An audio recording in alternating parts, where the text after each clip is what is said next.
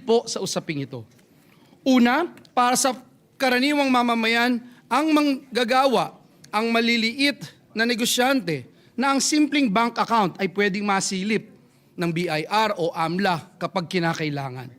At ikalawa, para sa mga makapangyarihan at tiwaling iilan na kayang magtago ng milyon-milyon, maging bilyon-bilyon pa nga sa likod ng isang bank secrecy law na pinasapa noong 1955 ay nagsisilbing parang bakal na pader laban sa pananagutan. Mr. President, my esteemed colleagues, this bill, the BRIGHT Act, seeks to change that. Let us speak plainly. People know when something is unfair. They know when a law that is meant to protect the privacy of all of us is used instead to protect only the powerful few. May issue ng unexplained wealth ang isang tao. Hindi pwedeng tingnan ang account. Hindi pwedeng siya sa atin. Protektado ito sa ilalim ng batas.